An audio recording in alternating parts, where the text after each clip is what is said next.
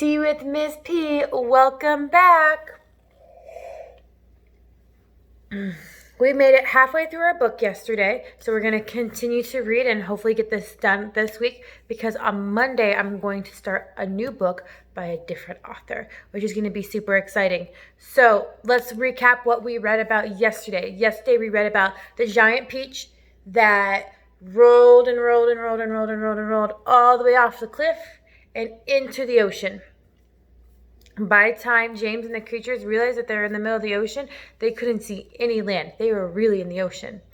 Where we very last left off, there were sharks coming up and eating at the peach. And they're all freaking out. And they looked at James and go, James, what do we do? And I asked you guys to make a prediction. What do you think they're going to do to help save themselves from the sharks? Let's keep reading to see what they do. Chapter 20. There is something I believe we might try, James Henry Trotter said slowly. I'm not saying it'll work. Tell us, cried the earthworm. Tell us quick. We'll try anything you say, said the centipede. But hurry, hurry, hurry. Be quiet and let the boy speak, said the ladybug. Go on, James. They all moved a little closer to him. There was a longish pause. Go on, they cried frantically. Go on. And all the time, while they were waiting, they could hear the sharks threshing around in the water below them. It was enough to make anyone frantic. Come on, James, the ladybug said, coaxing him.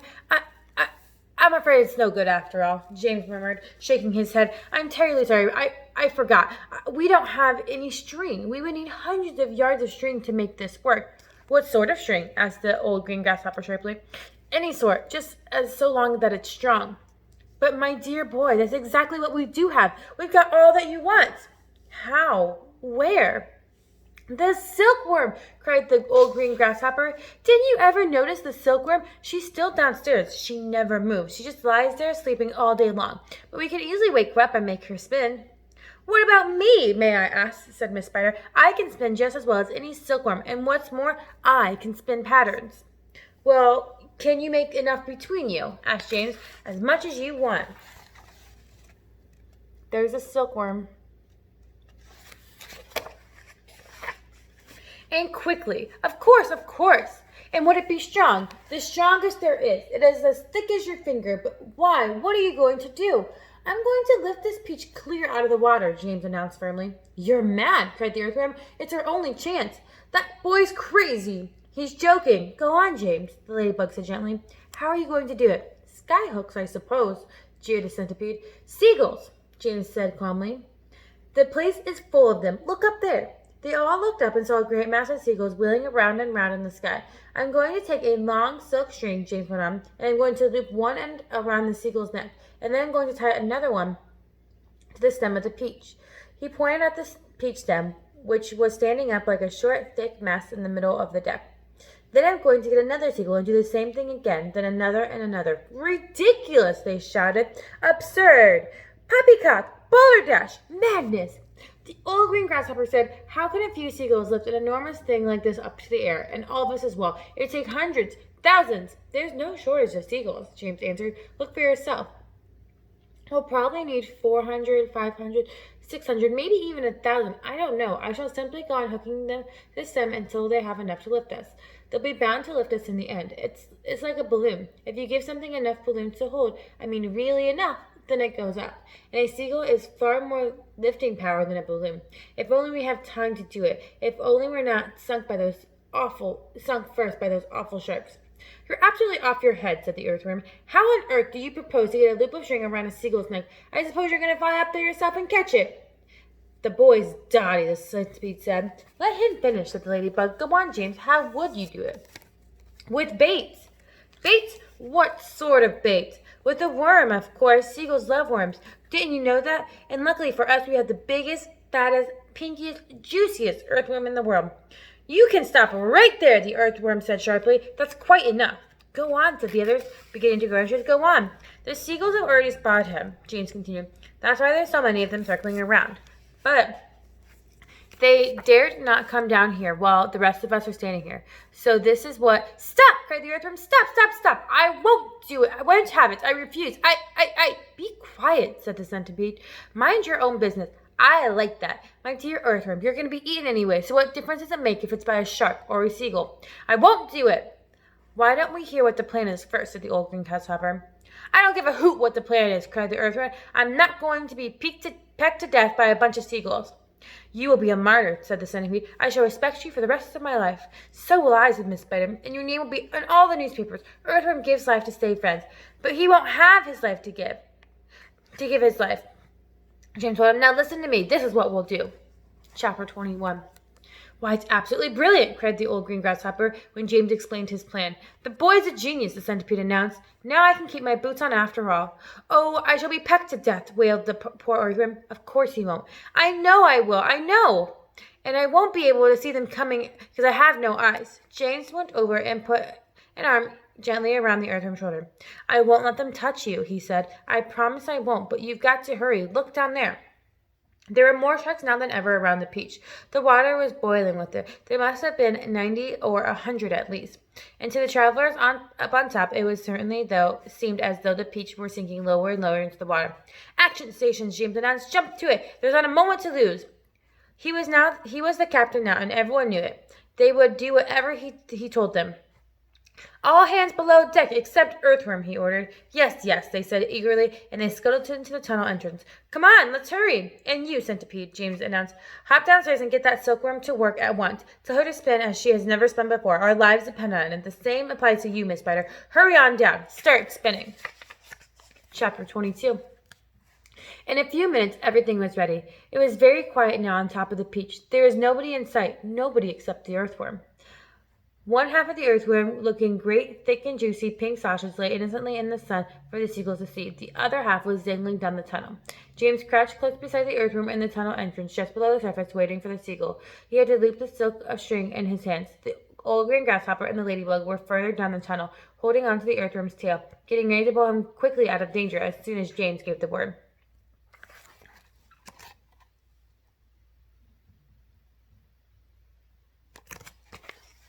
And far below, in the great hollow stone of the peach, the glowworm was lighting up the room, and the two spinners, the silkworm and Miss Spider, could see what they were doing. The centipede was down there too, exerting both of them frantically to greater efforts, and now, every now and again, James could hear the voice coming up faintly from the depths, shouting, Spin, silkworm, spin, as you fat lazy brute, faster and faster, or we'll throw you to the sharks. Here comes the first seagull, whispered James. Keep still now, earthworm, keep still. The rest of you get ready to pull. Don't let him spike me, begged the earthworm. I won't, shh. Out of the corner of his eyes, James watched a seagull came down, swooping towards the earthworm, and then suddenly it was so close that he could see his small black eyes and its curved beak. The beak was open, ready to grab a nice flesh out of the earthworm's back. Pull! Shouted James. The old green grasshopper and ladybug gave the earthworm's tail an enormous tug. Unlike magic, the earthworm disappeared in the tunnel. At the same time, Up went James's hand, and the seagull flew right into the loop of the silk that he was holding out. The loop, which had been cleverly made, tightened just the right amount, but not too much, around its neck. The seagull was captured. Hooray! Shouted the old green grasshopper, peering at the tunnel. Well done, James. Up for the seagull, with James paying out the silk string as it went. He gave about 50 yards and tied the string to the stem of the peach. Next one, he shouted, jumping back into the tunnel. Up again you go, earthworm. Bring some more silk up, centipede. Oh, I don't like this at all, wailed the earthworm. It's only just misty. I never felt the wind on my back as it was swishing past. Shh, whispered James. Keep still. Here comes another one. So they did again, and again, and again. The seagulls kept coming, and James caught them one after the other and tethered them to the peach stem. 100 seagulls, he shouted, wiping the sweat from his face. Keep going, they cried. Keep going, James. 200 seagulls, 300 seagulls, 400 seagulls. The sharks, as though sensing they were in danger of losing their prey, were hurling themselves at the peach more fiercely than ever, and the peach was sinking lower and lower into the water. 500 seagulls, James shouted. Silkworm says she's running out of silk, yet the centipede from below... Silkworm is running out of silk, yelled the centipede from below. She says that she can't keep up much longer, nor can Miss Spider. Tell them they've got to, James answered. They can't stop now. We're lifting, someone shouted. No, we're not. I felt it. Put on another seagull, quick. Quiet, everyone, quiet. Here comes one now. This was the 501st seagull. The moment that James caught it and tethered it to the stem and all the others, the enormous peach was suddenly rising up out of the slowly out of the water. Look out! Here we go! Hold on, boys! But then it stopped. And there it hung. It hovered and swayed, but it went no higher. The bottom was just touching the water, like it was in a delicate balance on the scale, and only needed the tiniest push to tip it one way or the other. "One more will do it," shouted the old green grasshopper, looking at the tunnel. "We're almost there." And now came the big moment. Quickly, the 502nd seagull was caught and harnessed to the peach stem. Then suddenly, but slowly, majestically, like some fabulously golden balloon, with all the seagulls straining at the strings above, the giant peach rose up, dripping out of the water, and began climbing towards the heavens.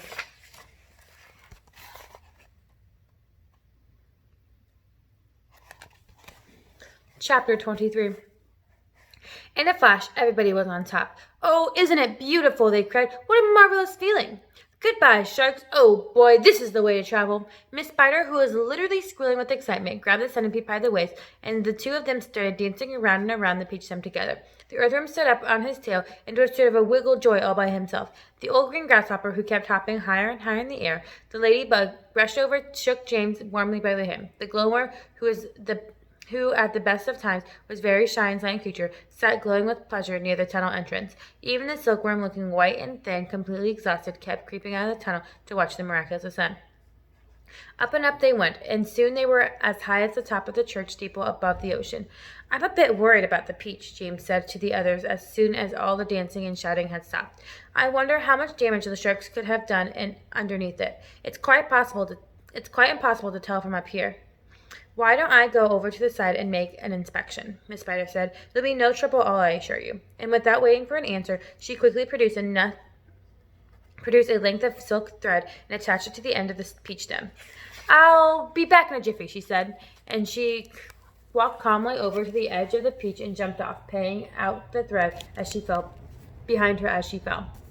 The others crowded anxiously around the place where she had gone over. "Wouldn't it be dreadful if the thread broke?" the ladybug said. There was a rather long silence. "Are you all right, Miss Spider?" shouted the old green grasshopper. "Yes, thank you," her voice answered from below. "I'm coming up now." Then she came up, climbing foot over foot upon the silk thread, at the same time tucking the thread cleverly into her body as she climbed past him.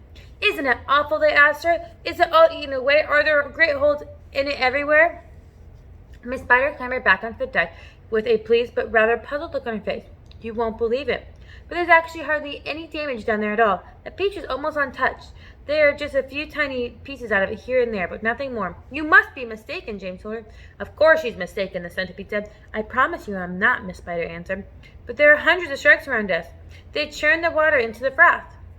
We saw their great mouths opening and shutting." "I don't care what you saw," Miss Spider said. "They certainly didn't do much damage to the peach." "Then why were we sinking?" said the centipede. "Perhaps we didn't start sinking," the old grasshopper suggested. "Perhaps we were all frightened and we simply imagined it." This point, in fact, was closer to the truth than any of them knew.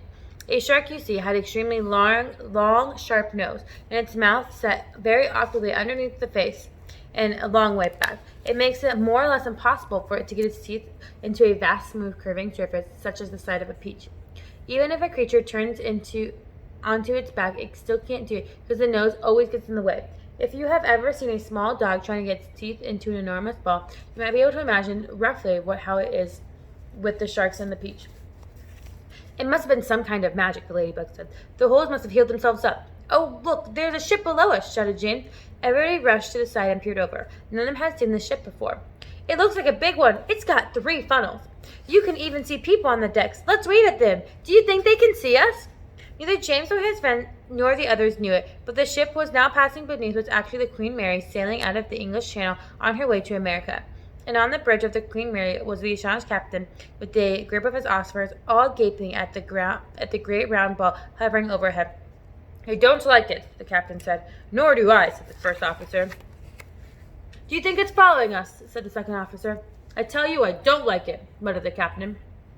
"It could be dangerous," the first officer said. "That's it," cried the captain. "It's a secret weapon. Holy cats, send a message to the Queen at once. The country must be won, and give me my telescope." The first officer handed the telescope to the captain. The captain put it in his eye. "There's birds everywhere," he cried. "The whole sky is teeming with birds. What in the world are they doing? And wait a second. There are people on it. I can see them now. There's do I have this darn thing focused right? It looks like there's a boy in short trousers. Yes, I can distinctly see a little boy in trousers standing up there. and there's a sort of giant ladybug. Now, just a minute, Captain, the first officer said. And a colossal green grasshopper. Captain, the first officer said sharply. Captain, please. And a mammoth spider. Oh, dear, he's been at the whiskey again, whispered the second officer. And a simply enormous centipede, screamed the captain. Call the ship's doctor, the first officer said. Our captain is not doing well. A moment later, the great brown ball disappeared into the cloud, and the people in the ship never saw it again. Chapter 24. But up on the beach itself, everyone was still happy and excited. I wonder we're finished this time, the earthworm said. Who cares, they answered. Seagulls always go back to the land sooner or later.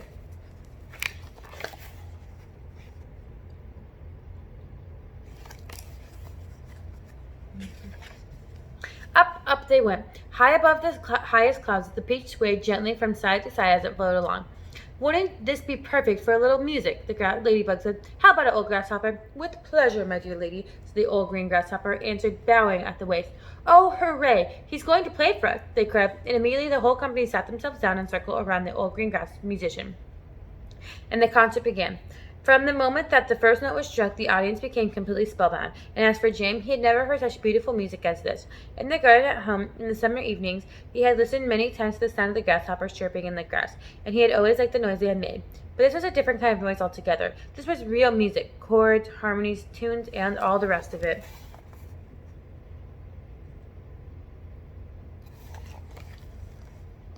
And what a wonderful instrument the old green grasshopper was playing on. It was like a violin, almost exactly as though he were playing like a violin. The bow of the violin, the part that moved, was his back legs. The string of the violin was the part that made the sound. It was the very edge of his wing.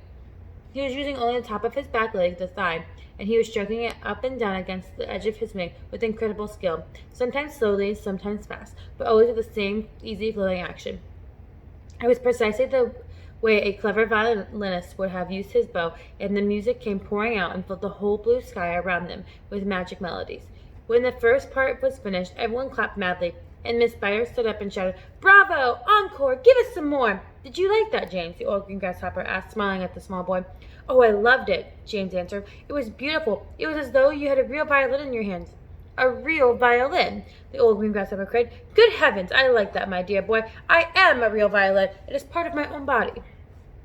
But do all grasshoppers play their music on violins the same way you do? James asked.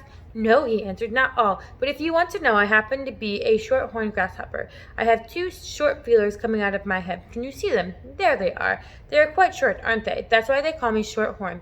And we Shorthorns are the only ones who play our music in the violin style, using the bow. My long-horned relatives, the ones who have long curvy feelers come out of their heads, make music simply by rubbing the edges of the two tops of the wing together. They are not violinists, they are wing rubbers, and rather inferior noise to these wing rubbers produce, and if I may say so myself. A noise, it sounds more like a banjo than a fiddle. How fascinating this all is, cried James, and I think that up till now I have never wondered how grasshoppers made it sound. My dear young fellow, the old green grasshopper said gently, there's a whole lot of things in this world of ours that you haven't started wondering about yet. Where, for example, do you think I keep my ears? Your ears? Why, in your head, of course. Ha ha ha, everyone burst out laughing. You mean you didn't know that, cried the centipede. Try again, said the old green grasshopper, smiling at James. You can't possibly keep them anywhere else. Oh, can't I? Well, I give up. Where do you keep them? Right here, the old green grasshopper said, one on each side of my tummy. It's not true. Of course it's true. It's so peculiar about you that you ought to see where my cousins the crickets and the katydids keep theirs.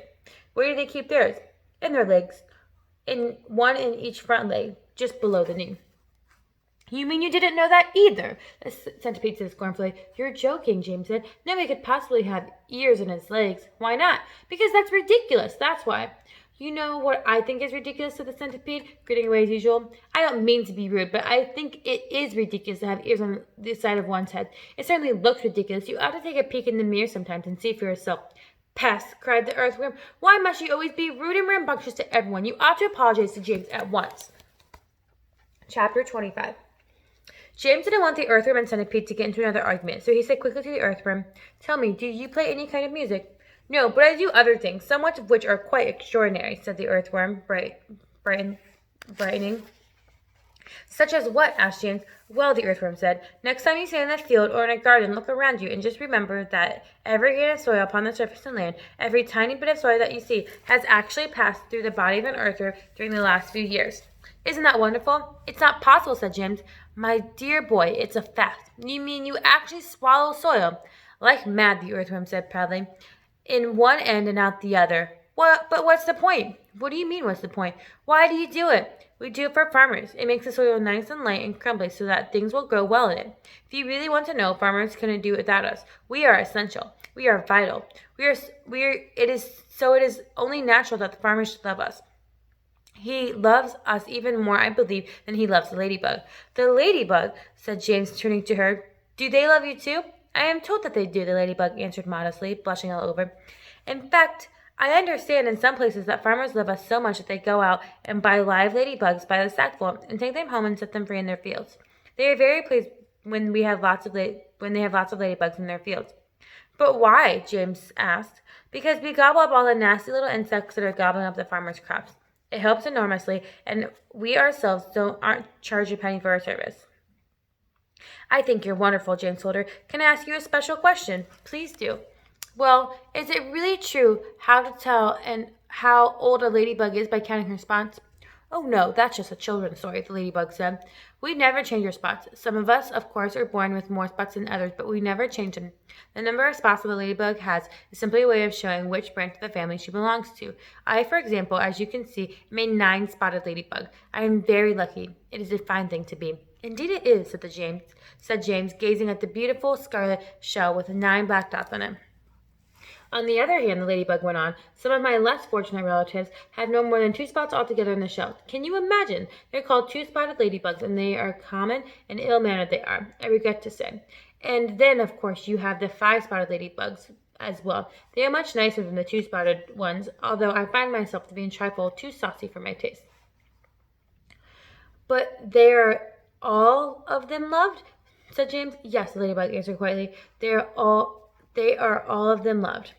They seem almost everyone around here is loved, said James. How nice it is. Not me, said the centipede happily. I'm a pest and I am proud of it. Oh, I am just a shocking, dreadful pest. Hear, hear, the earthworm said. What about you, Miss Spider? Asked James. Aren't you so much loved in the world?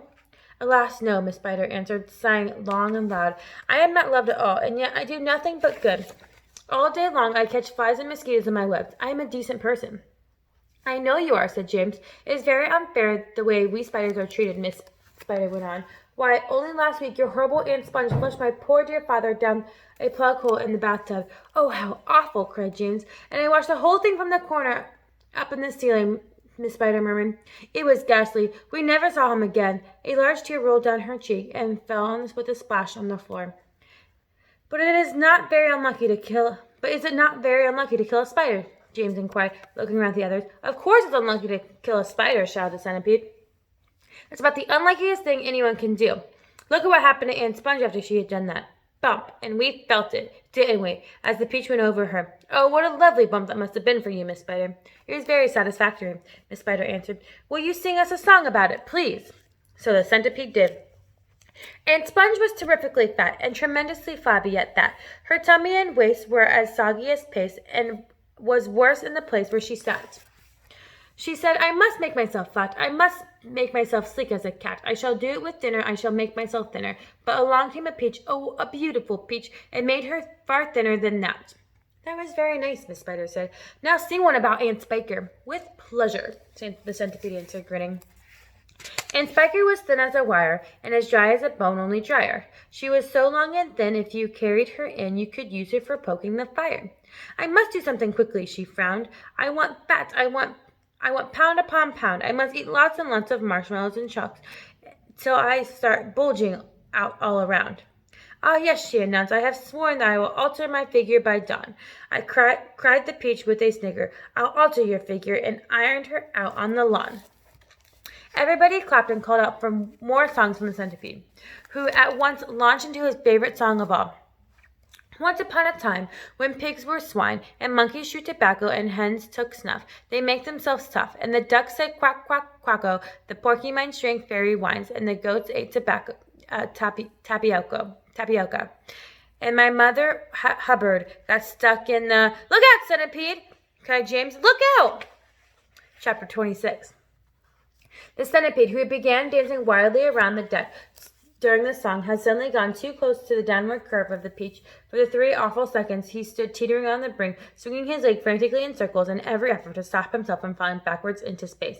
But before anyone could reach him, he went down. He gave a shriek of terror as he fell, and the others, rushing to the side, peering over, saw his poor long body tumbling over and over through the air, getting smaller and smaller until he was out of sight. Silkworm! Yelled James. Quick, start spinning! The silkworm sighed, for she was very tired from spinning from all that silk for the seagulls. But she did what she was told. I'm going down after him, cried James, grabbing the silk string and started coming out of the silkworm, tying at the end of around his waist. The rest of you hold on to Silkworm so I don't pull her over with me. And later on, if you feel 3 tugs on the string, start hauling me up. He jumped, and he went tumbling down after the centipede, down, down, down, downward toward the sea below, and you can imagine how quickly the silkworm had to spin to keep up with the speed of his fall. We'll never see either of them again, cried the ladybug. Oh dear, just when we were all happy too. Miss Spider and the glowworm and the ladybug all began to cry. So did the earthworm. I don't care a bit about the centipede, the earthworm said, but I really did love that little boy. Very softly, the old green grasshopper started playing the funeral march on his violin, but by the time he had finished, everyone, including himself, was in a flood of tears. Suddenly there came 3 sharp tugs on the rope. Pull! Shouted the old green grasshopper. Everyone get behind me and pull! There was about 1 mile of string to be hauled, but they all worked like mad, and in the end, over the side of the peach, there appeared a dripping wet James and a dripping wet centipede, clinging to him tightly in all 42 of his legs. He saved me, gasped the centipede. He swam around in the middle of the Atlantic until he found me. My dear boy, the old green grasshopper said, patting James on the back. I do congratulate you. My boots, cried the centipede. Just look at my precious boots. They're ruined by the water. Be quiet, the earthworm said. You're lucky to be alive. We're still going up and up, asked James. We certainly are, answered the old green grasshopper. It's beginning to get dark. I know it'll be night soon. Why don't we all go down below and keep warm until tomorrow morning? Miss Spider suggested. No, the green grasshopper said. I think that would be very unwise. It'll be safer if we all stay up here through the night and keep watch. Then if anything happens, we shall be ready for it. And that's all I have time for today. Come back tomorrow and we'll keep reading. Have a good day.